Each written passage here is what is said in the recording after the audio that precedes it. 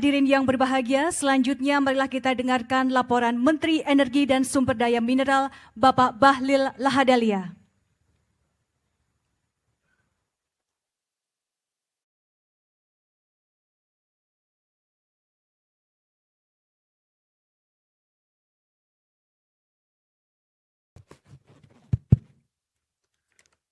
Bismillahirrahmanirrahim.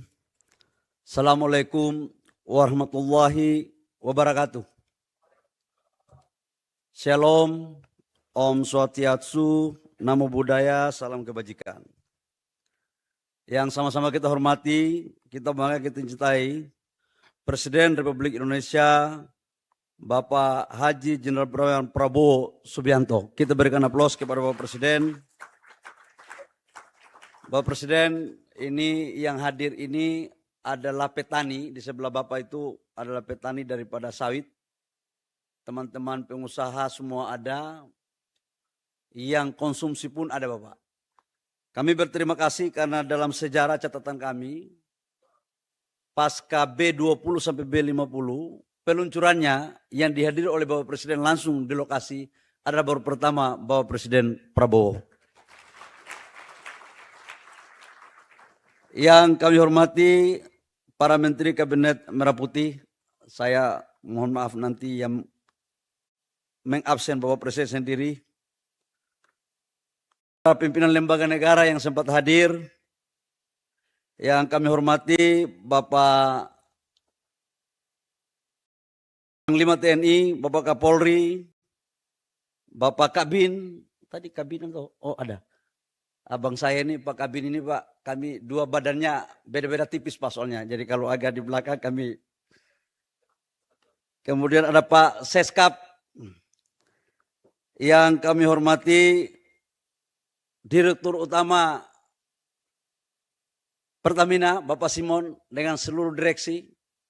Jujur Pak, kalau tanpa Pertamina B50 ini nggak berjalan. Karena 80% dari FAME itu diolah sampai halus oleh Pertamina.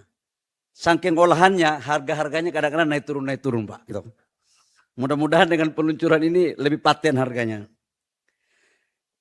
Yang kami hormati Gubernur Jawa Barat, Pak Kang Dedi.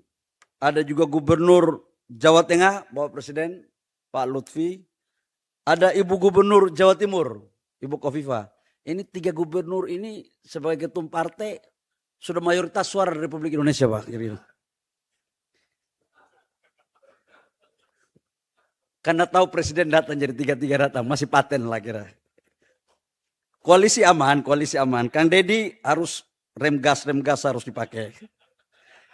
Yang saya hormati Bapak Ibu semua hadirin yang saya tidak sebut satu persatu, khususnya ada Ketua Komisi 12, Pak Bambang Patijaya.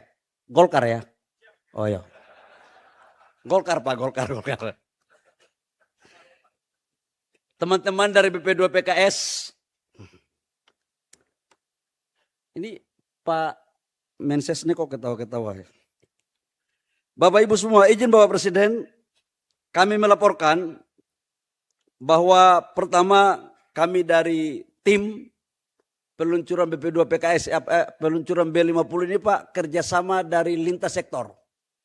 Ada Pak Menko, Menteri Pertanian, BP2 PKS. Jadi ini kerjanya kerja bareng Pak, kerja gotong royong.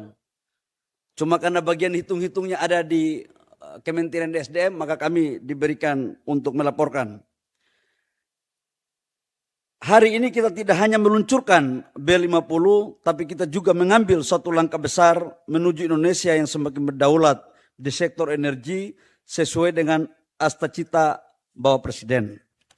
Kami laporkan Bapak Presiden bahwa untuk solar, total konsumsi kita Bapak, itu rata-rata di angka 38 juta sampai dengan 40 juta kiloliter solar per tahun.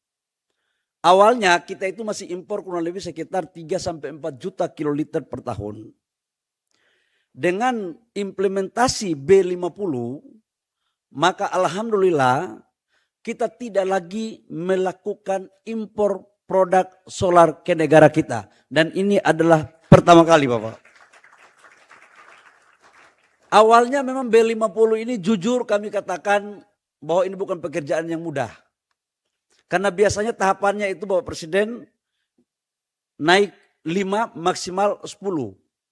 Itu pun 10 itu dia 3 tahun baru bisa kita melakukan uji coba. Tapi perintah Bapak Presiden waktu itu, Bapak Presiden mengatakan bahwa bagaimana caranya pun B50 harus kita bisa luncurkan di 2026. Karena kami maknai arahan dan perintah Bapak Presiden tidak hanya persoalan B50-nya. Tapi persoalan kedaulatan, kemandirian, dan harga diri bangsa untuk bisa kita menghasilkan energi dari negara kita sendiri. Atas dasar arahan tersebut, maka kami tim bekerja keras.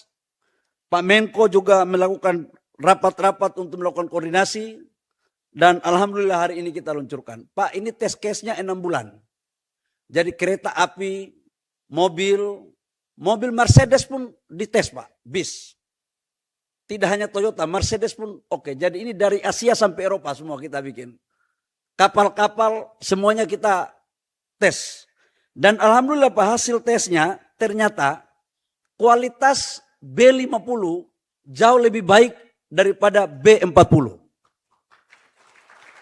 Apa dasarnya? Kalau B40 itu filternya itu diganti pada ukuran 10.000 sampai dengan 20.000 kilometer. Nah untuk B50 Bapak ada yang 40.000 belum diganti filternya. Untung aja dulu waktu saya jadi sopir angkot belum ada B50 ini. Dulu sopir angkot Pak begitu masuk air sedikit kita tiarap di bawah mobil baru kita tiup, kocok tiup. Inilah teknologi dan karena itu saya memberikan apresiasi kepada teman-teman yang melakukan ini secara teknis. Bapak Presiden kami juga melaporkan bahwa B50 ini meningkatkan kebutuhan CPO kita dari 15,2 juta menjadi 16,3 juta sampai dengan 17 juta ton. Sehingga dapat membantu memberikan kepastian pasar bagi petani sawit. Jadi kalau pengusaha-pengusaha kita Pak, katakanlah CPO harganya di luar rendah dan negara lain tidak mau, ya udah Pak kita sebagian kita sisihkan aja untuk kita bangun hilirisasi B50 supaya harga petani naik, industri naik, negara sejahtera. Yang berikut meningkatkan penyematan devisa. Kurang lebih sekitar 133 triliun Bapak Presiden. Pada program B40, nah dengan implementasi B50 itu ternyata Bapak Presiden 170 triliun.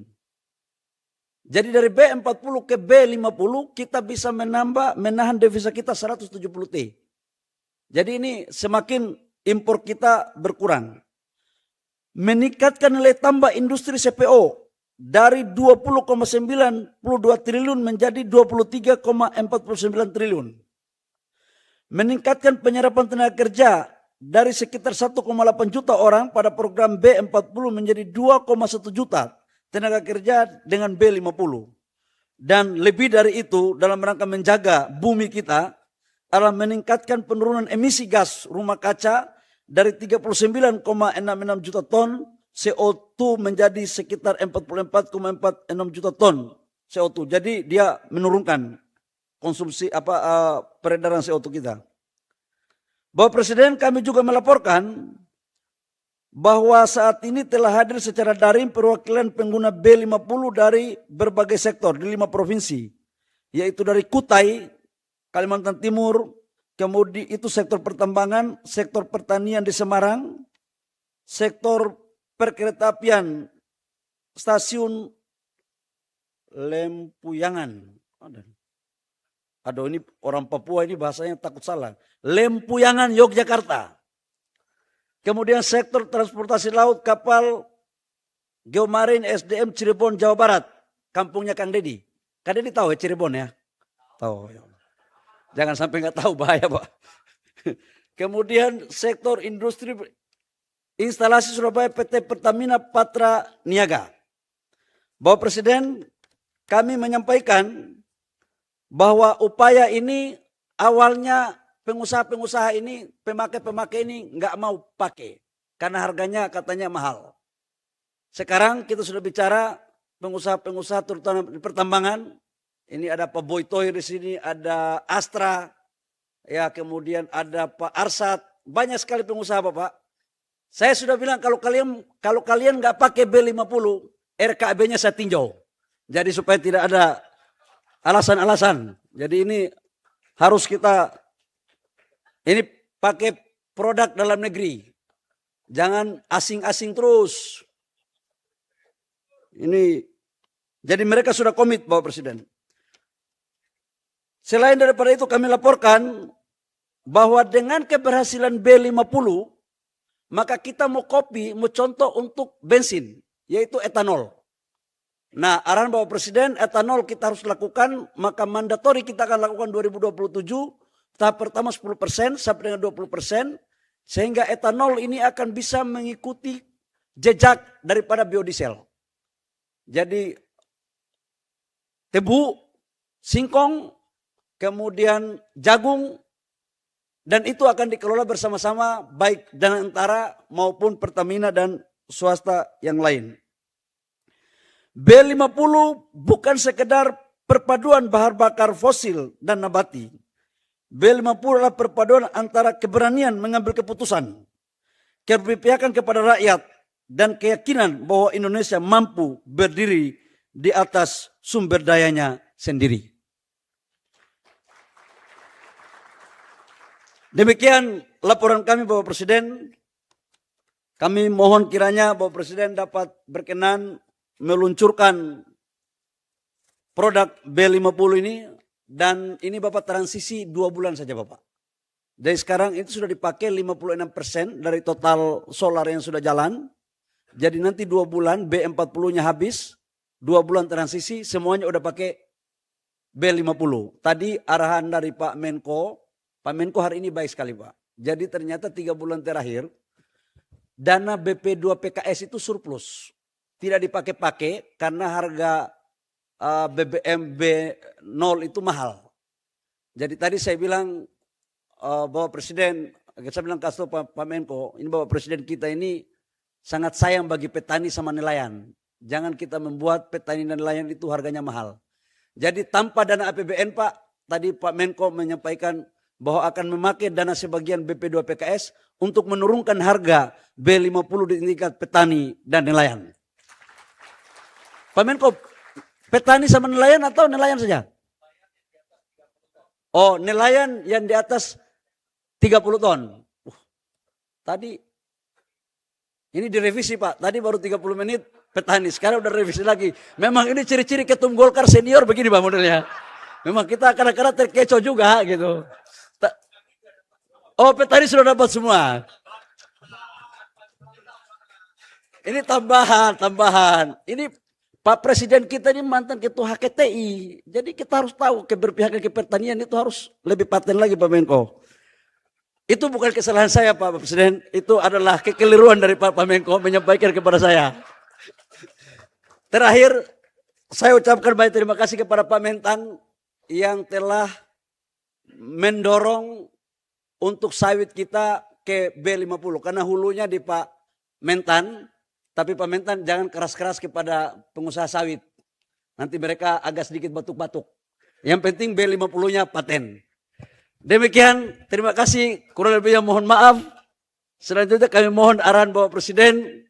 Semoga hari ini adalah hari yang bersejarah. Selanjutnya kami juga ingin untuk Bapak Presiden bisa mengunjungi dan menyaksikan pengisian solar B50 di pompa bensin. Demikian, terima kasih. Wabillahi taufiq wal hidayah. Wassalamualaikum warahmatullahi wabarakatuh. Shalom. Om Santi Santi Om. Namo Buddhaya. Salam kebajikan. Wahana TV, teropong konsumen.